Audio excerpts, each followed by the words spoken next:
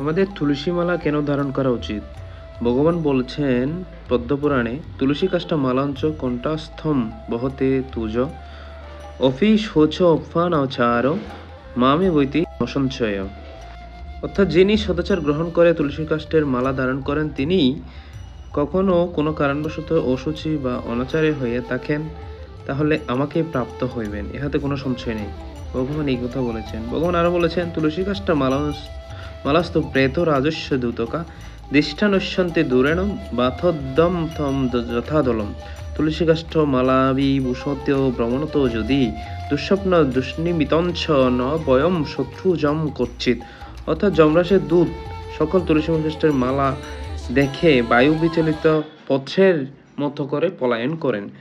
যদি তুলসী কাষ্ঠের মালা ধারণ করে কেউ ভ্রমণ করে, তাহলে তার কোথাও মানে দুর্ঘটনা বা কোনো দুঃস্বপ্ন বা কোনো শস্ত্র দ্বারা বা কেউ আক্রমণ করতে আসলে তার প্রতিকার করতে পারে এবং তার কোনো ভয় থাকে না। দুঃস্বপ্ন থেকে সে রক্ষা পায় যদি তুলসী মালা পড়েন, তাহলে দুঃস্বপ্ন, দুর্ঘটনা ইত্যাদি থেকে আপনাকে অবশ্যই তুলসী মালা রক্ষা করবে, কেননা ভগবানের প্রিয়